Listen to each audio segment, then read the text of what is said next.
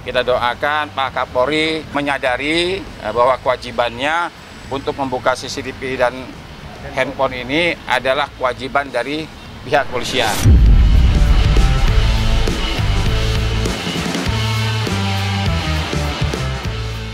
Sudah menilai, sudah memberikan satu penilaian, gugatan ini tidak akan dikabulkan.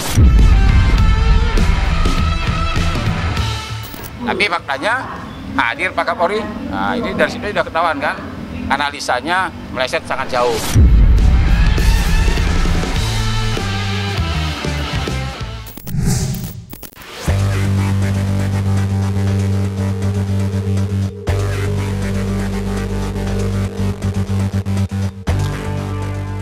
Ketua Relawan Sahabat Kapolri, Herwanto Nurmansyah, kembali menelan kekecewaan usai sidang gugatannya terhadap Kapolri Listio Sigit Prabowo terkait barang bukti CCTV dan ponsel dalam kasus tewasnya Vina kembali ditunda dan akan kembali dilanjutkan pekan depan, tepatnya pada tanggal 4 September 2024 dengan agenda mediasi. Dalam sidang kemarin yang beragendakan mediasi, Kapolri Listio Sigit Prabowo sebagai pihak tergugat diwakili oleh 11 orang tim ahli hukumnya untuk menghadiri agenda mediasi, meski akhirnya harus ditunda.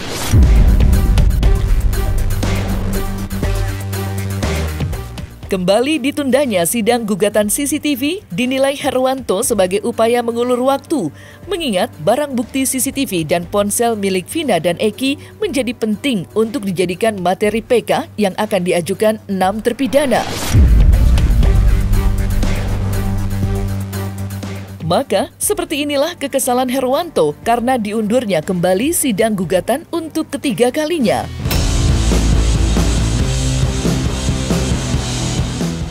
Sebenarnya selain daripada melihat legal standing dari Pak Kapolri ya, juga seharusnya mediasi. Nah, tadi makanya ketika majelis tadi mengatakan bahwa dia mau menunjukkan mediator dulu. Nah, kami tadi sedikit agak mendesak. Nah, langsung aja kami minta hari ini mediasi aja. Kenapa? Karena ini semakin lama mengulur waktu, semakin merugikan kita sebagai penggugat. Kenapa? Ini kan terkait dengan 7 terpidana ya yang sedang mengajukan PK.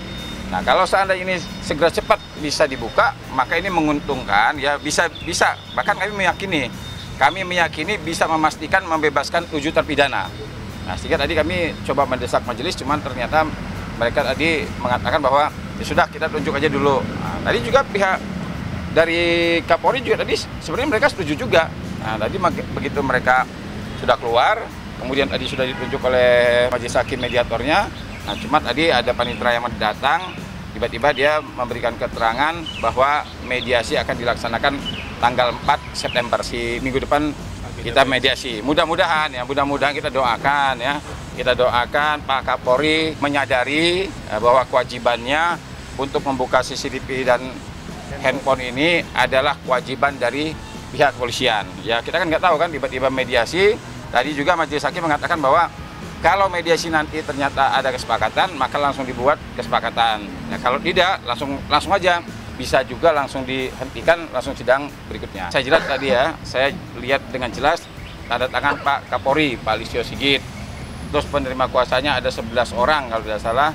Pangkatnya juga tadi ada Irjen, ada Brigjen, ya macam-macam lah. Yang jelas ada 11 orang yang mewakili dari Pak Kapolri. Ya memang kalau dibilang kecewa ya, sebenarnya kecewanya orang cerdas itu dengan tindakan. Nah, kami ini kecewa, ya. Tapi kecewanya kami lakukan dengan tindakan. Nah, artinya kami mengajukan gugatan. Gugatan ini kan akibat kekecewaan. Kalaulah umpamanya kewajiban pihak dari kepolisian ini dilaksanakan dengan baik dan benar, tentu tidak mungkin muncul gugatan. Nah, gugatan inilah bentuk kekecewaan kami. Nah, dalam persidangan juga kalau dibilang kecewa ya kecewa juga, karena kan 2 kali Pak Kapolri tidak hadir. Ketiga kali, keempat ya hadir ya sekarang. Nah, cuma kekecewaan kami sudah bisa kita obatilah dengan kehadiran dari Pak Kapolri yang diwakili oleh 11 orang yang tadi sudah hadir. Meski sidang gugatannya kembali ditunda, Herwanto tetap berharap Listio Sigit Prabowo sebagai pucuk pimpinan tertinggi di institusi kepolisian agar dapat hadir dan secara kesatria mengungkap fakta terkait CCTV dan ponsel milik Vina dan Eki.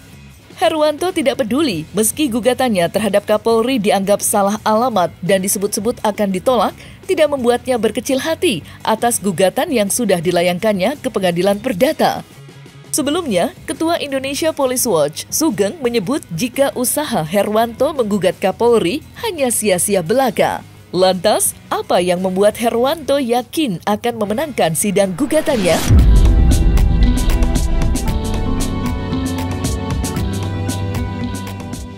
Kalau saya sangat berharap benar, ya bukan hanya saya mungkin ya, masyarakat Indonesia ini, seluruh masyarakat Indonesia saya yakin ya, saya meyakini ya, pasti kalau Pak Kapolri mau hadir di persidangan ya, di Pengadilan Negeri Jakarta Selatan, wah itu ibaratnya luar biasa. Saya mungkin akan cium tangan Pak Kapolri itu ya, dengan bangga ya, dengan bangga saya kalau Pak Kapolri bisa hadir di Pengadilan Negeri Jakarta Selatan, apalagi dia langsung nih memberi keterangan ya. Jangankan dia hadir ya, dia sekarang aja kalau seandainya Pak Kapolri ini dengan legowo ya, dengan sukarela mengatakan apa alasan dia tidak mau membuka atau tidak mau memerintahkan Kapolda untuk membuka CCTV dan handphone, itu luar biasa ya. CCTV tidak mengarah ke pelayu, mengarah ke jalan raya aja, tidak melihat jelas. Dan saya tidak mengambil karena sebuah penyidik, Bang. Mengukur ya, sudah menilai, sudah bisa memberikan satu penilaian, gugatan ini tidak akan dikabulkan. Ya kalau saya begini kan, Pak Sugeng itu kan udah usianya di jauh dari saya kan. Biasanya bapak saya juga usianya udah ini juga. Kadang-kadang lupa juga dia. Pak kacamata dipakai, dia nanya kacamata kan. Jadi biasanya nih kalau kita masih fresh. Kalau kita masih muda-muda ini masih fresh, jadi masih sangat hafal dengan undang-undang. Biasanya kalau sudah terlalu lama tidak berpraktek, itu bisa lupa, ya kan? Ya mungkin menurut saya kan faktor U juga mempengaruhi juga. Nah, kalau dia katakan bahwa, apalagi dia dengan tegas mengatakan kan, ditolak kata dia. Nah, ini macam hakim aja dia, ya kan? Hakim aja belum tentu, toh kan? Sekarang dia Pak Sugeng tuh ngomong begini. Kenapa Pak Kapolri tidak hadir katanya? Karena dia sudah yakin bahwa perkara ini tidak mungkin dikabulkan. Nah inilah orang tua nggak tahu perkembangan. Pak Kapolri itu nggak hadir 2 kali, sekarang hadir. Ya kan berarti kan dia takut juga dong. Pak Kapolri juga takut bahwa perkara ini dikabulkan kan? Nah dia mengatakan bahwa ketidakhadiran Pak Kapolri itu karena menganggap gugatan kami ini akan ditolak. Padahal dia salah. Nah di sini dia salah nih Pak Sugeng kan. Ya mungkin saran saya mungkin Pak Sugeng ya harus baca-baca buku lagi. Upayanya sahabat polisi ini kan ingin publik mendapatkan informasi atas CCTV ya di kasus Vina ya. Kemudian mungkin data lain. Tapi gugatannya Herwanto ini nyasar nih. Herwanto nih ya, dari sahabat relawan polisi ya. Ini nyasar nih ya, gugatannya nyasar. Kenapa? Tidak bisa gugatan yang memerintahkan polisi untuk melakukan tindakan menyerahkan atau membuka barang bukti melalui gugatan perdata. Tidak bisa. Ini harus digugat melalui PT UN. Nyasar gugatannya ya. Berdasarkan Undang-Undang Administrasi Pemerintahan yang baru ya, seorang penyelenggara negara atau seorang administrator pemerintahan, kalau ini polisi dinyatakan sebagai administrator pemerintahan ya, bisa digugat ke PT UN atas perbuatan faktual ya. Perbuatan faktual yang harus dilakukannya tetapi tidak dilakukan. Tapi faktanya hadir Pak Kapolri. Nah, ini dari situ sudah ketahuan kan, analisanya meleset sangat jauh.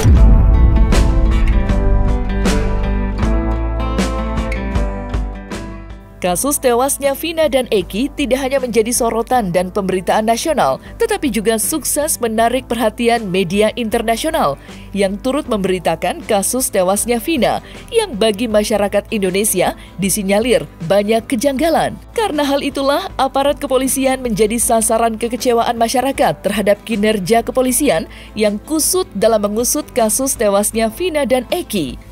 Terbukti, 8 tahun lamanya aparat kepolisian belum dapat mengungkap siapa dalang di balik kasus tersebut. Karena hal itulah Kapolri Listio Sigit Prabowo kena getahnya menjadi olok-olokan di tengah masyarakat.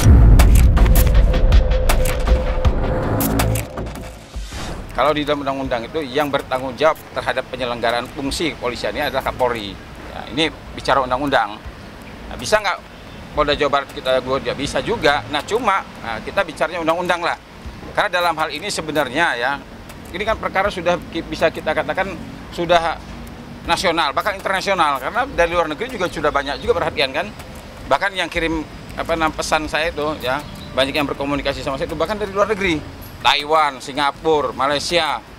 Banyak benar nih yang berkomunikasi dengan saya ini. Bahkan telepon. Ini artinya perkara ini kan sudah bersifat nasional, sudah jelas. Nah kalau perkara ini sudah bersifat nasional, idealnya Pak Kapolri lah mengambil alih. Apalagi kan kemarin Pak Kapolri juga yang berjanji. Pak Kapolri berjanji akan membuka perkara ini seterang-terang mungkin ya.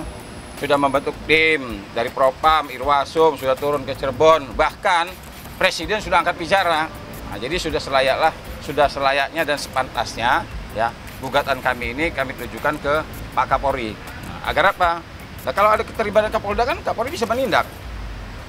Jadi kalau saya ada keterlibatan DIR, Kapolri bisa menindak. Artinya bisa bersih-bersih lah Pak Kapolri kalau seandainya yang kami gugat ini adalah Kapolri. Itu juga memiliki dasar menurut Undang-Undang Nomor 2 Tahun 2002, Kapolri adalah penanggung jawab terhadap penyelenggaranya fungsi kepolisian. Saya nggak tahu ini kenapa kok Pak Kapolri ini sepertinya sudah ikhlas, rela institusi yang sebesar ini. Apalagi kemarin dia sempat membongkar perkara Pak Ferdi Sambo.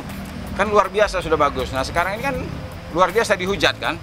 Masyarakat menghujat, kita menggugat, yang lainnya suara-suara yang tidak benar. Tapi kelihatannya Pak Kapolri ikhlas, sudah rela. Saya nggak tahu juga nih. Ya. Saya kasihan juga, tapi apa boleh buat lah. Beliau mau diperlakukan seperti itu ya mau ngomong apa kita. Saya geli lihat pengacara-pengacara yang cari panggung itu. Supaya kelihatan hebat, dia ngomong sembarang kali aja kadang-kadang sudah di luar prosedur hukum. Supaya kelihatannya kayak wah dia ngomongnya sembarang padahal nggak berbobot sama sekali. Siapa tahu Pak Kapolri dapat hidayah kan? Saya dapat hidayah udah buka aja kata dia kan.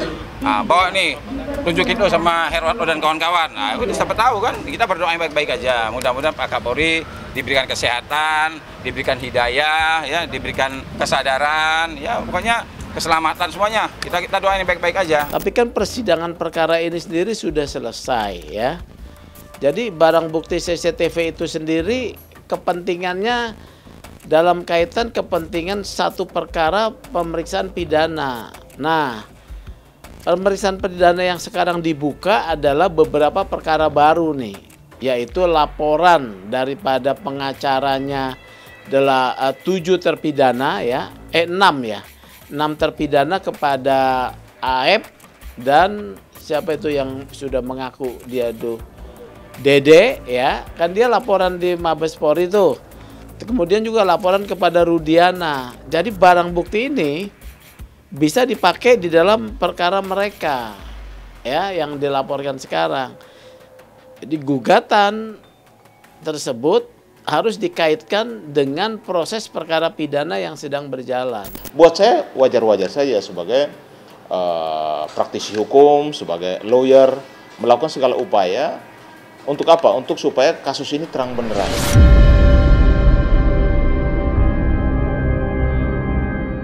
Kinerja kepolisian memang benar-benar menjadi sorotan. Pasalnya, kasus salah tangkap juga baru-baru ini kembali terjadi. Kali ini di Bandung, 4 anak dipidana atas dugaan kasus pembunuhan. Dan salah satu terpidana merupakan atlet sepak bola Divisi 3 Liga Indonesia. Setidaknya itulah yang ingin disampaikan Herwanto kepada Kapolri atas kinerja aparat kepolisian yang dituding serampangan. Lantas seperti apa duduk perkara kasus tersebut? Dan langkah apa yang akan ditempuh Herwanto yang sebelumnya telah melakukan penelusuran untuk mengkonstruksi kejadian sebenarnya? Dan berikut hasil temuan Herwanto.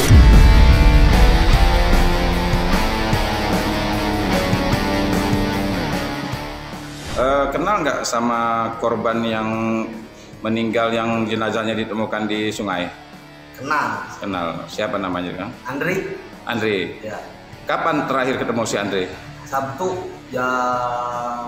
sekitaran jam 7 lebih. Tahu-tahu dari teman hari Senin lah, nggak tahu Minggu ya, udah meninggal. Belum meninggal. Ada 4 terpidana lagi yang masih wilayah Jawa Barat, ya, diduga salah tangkap. Nah, bahkan ya dari keempat orang ini ada satu namanya Muhammad Salman Al-Farisi, usianya 21 tahun, ya, pemain sepak bola, masuk dalam Liga 3 Jawa Barat.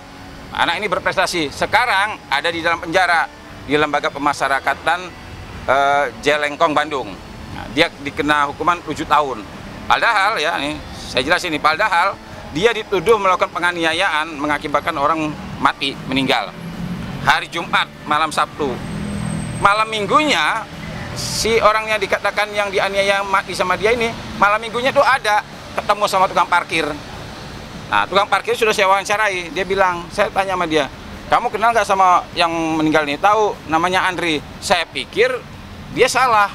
Wah, ini saksi salah nih. Kenapa? Yang meninggal namanya Aep. Nah, ini kebetulan namanya Aep juga ini, sama Aep. Jadi ada saksi Aep, ada juga sekarang Aep nih. Aep Hadian meninggal nih. Saya pikir orang ini salah. Dia mengatakan, oh saya taunya namanya Andri, Pak. Tadinya saya pikir, wah ini jangan-jangan salah saksi nih, salah orang. Begitu saya lihat visumnya, ternyata di visumnya itu dijelaskan yang Aep ini meninggal nih ada tato namanya di sini Andri tulisannya. Jadi orang sana memang kenalnya namanya Andri. Nah, ini semakin memastikan, meyakinkan saya bahwa benar yang namanya Aep Hadian itu adalah Andri. Dan malam minggu ditemukan sama dia, memang datang tuh, dia datang membawa minuman, ya kemudian dia minum pada satu, membawa golok orang ini. Nah, itu malam minggu masih ada. Nah, sementara 4 orang ini dituduh melakukan penganiayaan sampai meninggalnya orang itu malam Sabtu. Nah, ini biar Pak Kapolri tahu nih, kalau seandainya ya ini kita tidak hentikan ya cara-cara seperti ini, yakinlah nanti kalau ditemukan mayat di belakang rumah kita, ditemukan mayat di sekitar rumah kita, kalau tata cara melakukan penyelidikan seperti ini, yakinlah pasti akan banyak orang salah tangkap.